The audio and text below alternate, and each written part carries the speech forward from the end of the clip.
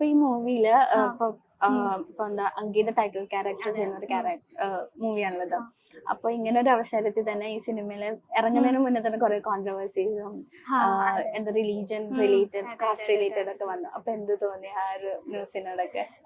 ഒരു വിഷമം തോന്നി. കാരണം എനിക്ക് തോന്നുന്നു നമ്മുടെ എല്ലാ സ്റ്റേറ്റ്സിൽ നിന്നും കേരളത്തിൽ ഈ കാസ്റ്റ് ആൻഡ് പൊളിറ്റിക്സ് ഇച്ചിരി ഓവറാണെന്ന് ചോദിച്ചാൽ എനിക്കറിയില്ല. പക്ഷെ ഇപ്പം ഓക്കെ, രണ്ടുപേര് തമ്മിൽ സ്നേഹിക്കുന്നു, അവരൊക്കെ എത്ര വലിയ ഈ പറയുന്ന പോലെ ന്യൂജൻ ഫാമിലി ഇല്ലെങ്കിൽ ഫ്രീഡം കൊടുക്കുന്ന ഫാമിലി ആണെങ്കിലും മാരേജ് എന്ന് പറയുമ്പോൾ രണ്ട് കാസ്റ്റാണ്.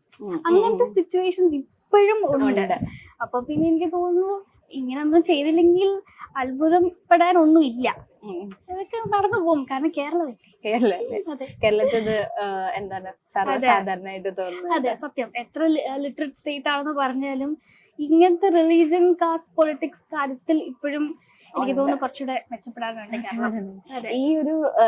ഈ ഒരു ന്യൂസ് കയറി വന്നപ്പോ ഇപ്പൊ വിജിത് തമ്പി സാറും അംഗീതയുടെ കൂടെ ഒരു ഫോട്ടോസ് വെച്ച ന്യൂസ് വന്നു എന്നൊക്കെ നമ്മുടെ ഡയറക്ടർ സാർ പറഞ്ഞിട്ടുണ്ടായിരുന്നു. അപ്പൊ സൈബർ അറ്റാക്ക് ഒക്കെ നേരിട്ടായിരുന്നു? എനിക്ക് വന്നില്ല, പക്ഷെ ക്രൂവിൽ അവർക്ക് നേരിട്ടായിരുന്നു. എൻ്റെ അടുത്ത് ഇങ്ങനെ പറയാ ചെയ്തത്. അപ്പൊ ഞാൻ വിചാരിക്കും എന്തിനാണ് അതിങ്ങനെ കളക്ട് ചെയ്യുന്നത്? ആൾക്കാർ ഇങ്ങനെ എന്തെങ്കിലും കിട്ടാൻ വേണ്ടി നോക്കിയിരിക്കുന്ന പോലെയാണ് എനിക്ക് ഫീൽ ചെയ്തത്. പക്ഷെ ഇപ്പൊ നമ്മുടെ മൂവി നോക്കിയാലും ഭയങ്കരമായിട്ട് കാസ്റ്റിന്റെ കാര്യങ്ങൾ ഹൈലൈറ്റ് ചെയ്യുന്നോണ്ടാണ് അങ്ങനെ വരുന്നത് എന്ന് തോന്നിയിട്ടുണ്ടോ? ആണ്. പക്ഷെ ഞാൻ പറഞ്ഞതുപോലെ ഇതൊരു പുള്ളോത്തി ക്യാരക്ടറാണ്. അപ്പൊ അന്നത്തെ കാലത്ത് പുള്ളോത്തിക്ക് ഇപ്പൊ ഡിസ്കോ ഡാൻസ് കളിക്കാൻ പറ്റില്ല. പുള്ളോത്തി ആയതുകൊണ്ട് പുള്ളുവൻ പാട്ട് പാടുന്നു, നാഗക്കളം വായിക്കുന്നു. അത് ഒന്നും ഈ ഒരു റിലീജിയനെ ബേസ് ചെയ്തിട്ടല്ല, ആ ക്യാരക്ടർ അങ്ങനെ ആയതുകൊണ്ട് ചെയ്തതാണ്. ഈ പറഞ്ഞതുപോലെ നല്ല മ്യൂസിക് ആണെങ്കിലും അങ്ങനത്തെ സോങ്സ് മ്യൂസിക് ഈ കഥയ്ക്ക് ആപ്റ്റ് ആകും.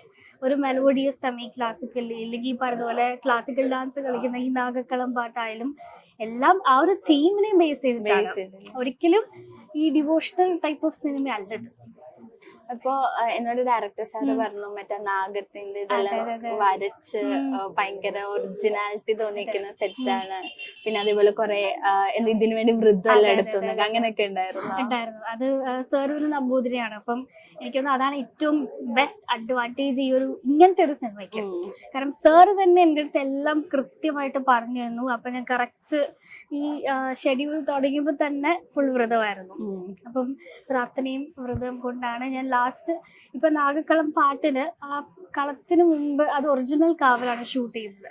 അപ്പൊ ഞാൻ കയറി ഇരിക്കുന്നതിന് മുമ്പ് സാറ് തന്നെ ശുദ്ധികലശം നടത്തി ശേഷം മാത്രമാണ് ഞാൻ പോയിരുന്നത്. അങ്ങനെ ഭയങ്കരമായിട്ട് അതാണ്. കാരണം ഓൾറെഡി ഒരു ചെറിയ കോൺട്രവേഴ്സി അവർ പറഞ്ഞായിരുന്നു. അതായത് ഇങ്ങനെ വേറെ ആർക്കും ചെയ്യാൻ പറ്റില്ല, സിനിമ ഇങ്ങനെ ചെയ്യാൻ പറ്റില്ല. പക്ഷെ നമ്മൾ അതിന്റെ ഓരോ ചിട്ട കറക്റ്റ് സാറ് ബുക്കിംഗ് കണ്ടും ചെയ്തിട്ടാണ് ചെയ്യുന്നത്. ഇപ്പൊ നമ്മുടെ ലൊക്കേഷനിൽ ഉണ്ടായിരുന്ന എക്സ്പീരിയൻസ് ഒക്കെ ഉണ്ടായിരുന്നു. കുറെ സീനിയർ ആർട്ടിസ്റ്റിനൊപ്പം അഭിനയിക്കാൻ പറ്റില്ല, അവരൊക്കെയുള്ള എക്സ്പീരിയൻസ് ഒക്കെ അത് ഭയങ്കര എക്സ്പീരിയൻസ് ആണ്. കാരണം വിജയ് തമ്പി സാറിന്റെ മകളായിട്ടാണ്. അപ്പം സാറ് ഇപ്പൊ ഭയങ്കര ഇമോഷണൽ സീനുണ്ട്.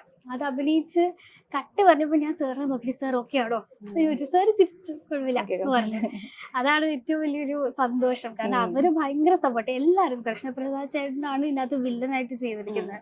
അപ്പൊ ചേട്ടൻ്റെ കൂടെ കുറെ സീൻസ് ഉണ്ട്. മാക്സിമം എനിക്ക് കംഫർട്ട് ആവുന്ന രീതിയിലാണ് ചേട്ടൻ ചെയ്തിരിക്കുന്നത്. അതുകൊണ്ട് ഓരോ കാര്യത്തിലും എല്ലാ ആർട്ടിസ്റ്റും പക്കയാണ്.